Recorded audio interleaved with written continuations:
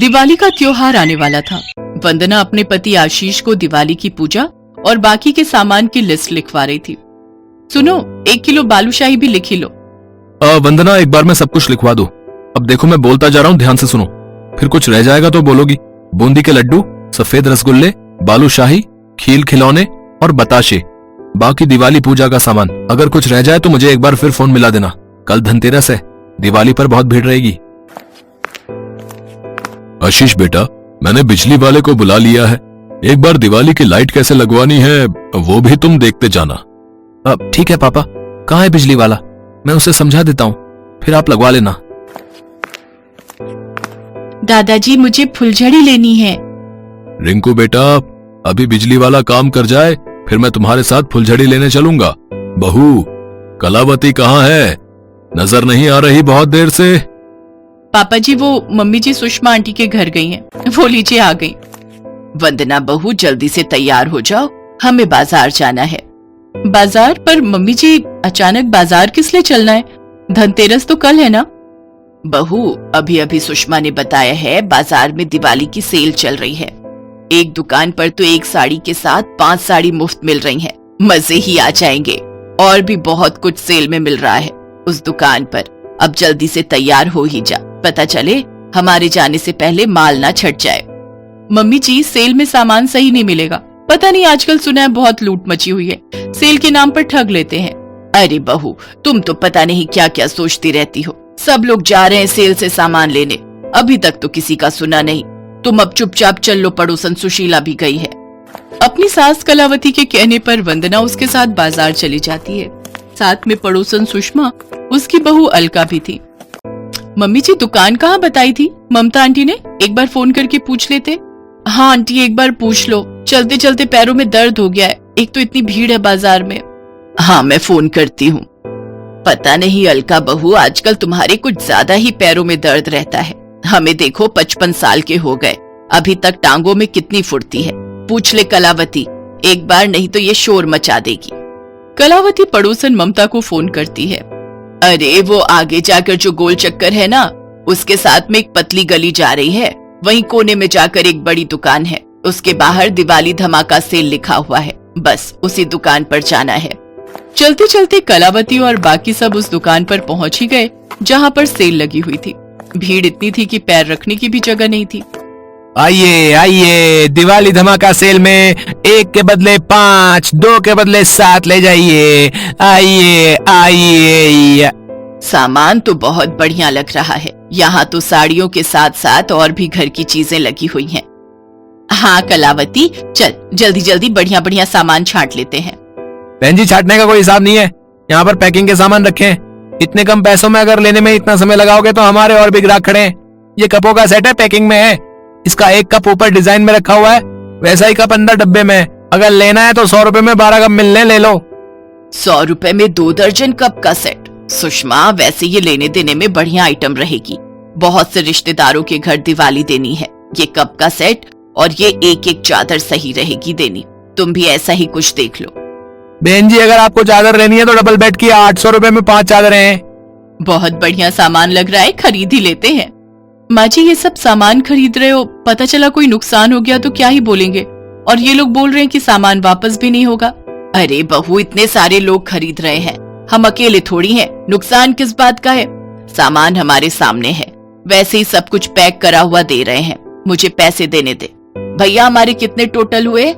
आपके सारे सामान के मिला के टोटल हो गए ये 12,000 रुपए। और मेरे कितने हुए? आपके 9,000 रुपए बने। कलावती और सुषमा दोनों बहुत खुश थी कि उन्होंने कम रुपयों में ज्यादा सामान खरीद लिया, पर वंदना थोड़ी परेशान थी। ये लीजिए, आपका सारा सामान पैक हो गया है। वंदना, जाके सामने से ऑटो ले आ, हम सारे बंडल उसमें रखवा लेते हैं। अलका, तू भी वंदना के साथ जा, 2 ऑटो रिक्शा करने पड़ेंगे, हमारे पास सामान ज्यादा है। वंदना और अलका ऑटो रिक्शा ले आती हैं। उसके बाद वो लोग सामान लेकर घर आ जाते हैं। इतना सारा सामान, क्या बात है? पूरा बाजार ही खरीद लाई हो क्या कलावती है? कुछ ऐसा ही समझ लो जी, बहुत बढ़िया सस्ता सामान मिल गया दिवाली की सेल में। मम्मी जी, मैं फ्रेश होकर दाल चढ़ा देती हूँ, आज दाल चावल ही बना लेंगे। पापा जी, रिंकू कहाँ है? बेटा, वो अपने पापा के साथ पटाखे खरीदने गया है। बार बार फुलझड़ी लेने की जिद कर रहा था। बहू टाइम से खाना खा लेते हैं, कल सुबह ही अब सारा सामान देखेंगे किस किस को क्या देना है, इसमें से अलग कर लेना, बाकी चीज घर में यूज हो जाएंगी। आपको पता है इतनी सही दुकान थी, बहुत सस्ते में सामान बेच रहे थे। अभी कल सुबह दिखाऊंगी सब कुछ, अभी तो मैं बहुत थक गई हूँ। चलो बढ़िया है, दिवाली में शॉपिंग अच्छी कराई तुम सेल से। कलावती बहुत खुश थी कि उसने इतने सस्ते में ढेर सारी शॉपिंग कर ली थी। उस रात वो बड़ी खुशी खुशी सोई, पर अगली सुबह 7 बजे ही उसके मोबाइल पर सुषमा का फोन बज गया। हेलो, क्या हुआ सुषमा? पूरी रात नींद नहीं आई होगी खुशी से। मैं भी तुझे फोन ही करने वाली थी। सामान तूने देखा क्या क्या देना है रिश्तेदारों को? मैं भी बस वही देखने लगी थी। कलावती, हम तो लुट गए। सामान खोलकर देखा है अभी अभी, सारे डिब्बे खाली है, हर डिब्बे में कागज और पत्थर भरे हुए हैं। हैं? क्या? ऐसा कैसे हो सकता है? डिब्बे पैक है और इतने भारी वजन है, उनके कागज पत्थर कैसे भर सकते हैं? रुक, मैं खोल कर देखती हूँ। अभी यही तो कप है जो हमने खरीदे हैं।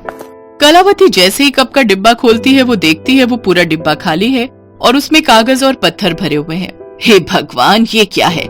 ये तो सारे डिब्बे कागज और पत्थर से भरे हुए हैं, इनमें तो एक भी कप नहीं है। एक बार डिनर सेट का डिब्बा खोलकर देखती हूँ, और वो साड़ियों की थैलियाँ, उनमें मैं साड़ियाँ और वो चादरें भैया ने पैक की थी, जरा वो भी देखूं। कलावती देखती है कि एक भी सामान ठीक नहीं था। चादर और साड़ियों की थैली में सिर्फ एक चादर और एक साड़ी ही थी, वो भी बहुत हल्की क्वालिटी की। बाकी सब कपड़े की कतरन भरी हुई थी। क्या हुआ मम्मी जी, ये सब क्या है? ये वो सामान है जो मैं 12,000 में खरीद कर लाई हूँ। बहू, हम लुट गए, वो ठग दुकानदार ने हमें लूट लिया। तुम ठीक कह रही थी, हमें उस सेल की दुकान पर विश्वास करना ही नहीं चाहिए था।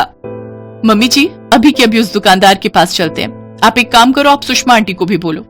मारू को मैं गाड़ी निकालता हूँ, हम साथ चलते हैं। आप रहने दो, आपको पूजा के लिए ऑफिस भी जाना है। टेंशन मत लो, मैं आपको फोन कर दूंगी। वंदना और कलावती सुषमा को लेकर बाजार पहुंचती हैं, पर वहां पर कोई ऐसी सेल की दुकान थी ही नहीं, सब कुछ खाली था। बस लोग वहां भीड़ लगाए खड़े थे। अरे भाई साहब, मेरी पत्नी ने तो 25,000 का सामान खरीद लिया था, हमारा तो दिवाली के दिन दिवाला निकल गया। हमारा भी वही हाल है भाई साहब, पत्नी ने सेल के लालच में आकर बहुत नुकसान करवा लिया। ये तो कोई ठग दुकानदार निकला, लाखों रुपए कमाकर सुना है चंपत हो गया, अब नहीं मिलने वाला, उसकी तो दिवाली हो गई। सबकी बातें सुनकर कलावती और सुषमा का मुंह लटक जाता है। वो लोग घर वापस आ जाती हैं। उस दिन कलावती का मन थोड़ा उदास था। उसकी अपनी गलती के कारण आज 12,000 का नुकसान हो गया था, पर उसके चेहरे पर ये उदासी वंदना, आशीष और कलावती के पति को साफ दिखाई दे रही थी। शाम के समय आशीष का फोन आता है। वो वंदना और कलावती को बाजार बुलाता है। मम्मी, आपका उदास चेहरा बिल्कुल अच्छा नहीं लगता, अब जो होना था हो गया। अच्छा, आप जल्दी से बताओ, पापा भी आ रहे हैं धनतेरस पर, आपने क्या खरीदना है? वंदना, तुम भी बता दो, तुम्हें क्या लेना है? वैसे मुझे एक खुशखबरी भी देनी है। क्या खुशखबरी बेटा?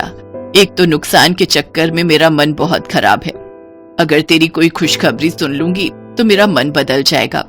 मम्मी, मेरा प्रमोशन हो गया है, मैं मैनेजर बन गया हूँ। आप सबके आशीर्वाद से मेरी तरक्की हो गई है मम्मी। इस खुशी में मैं चाहता हूँ आप सबको दिवाली उपहार खरीद कर दूं। Happy Diwali mummy, happy Diwali पापा, हैप्पी दिवाली वंदना। आशीष के प्रमोशन की बात सुनकर सबके चेहरे पर खुशी आ जाती है।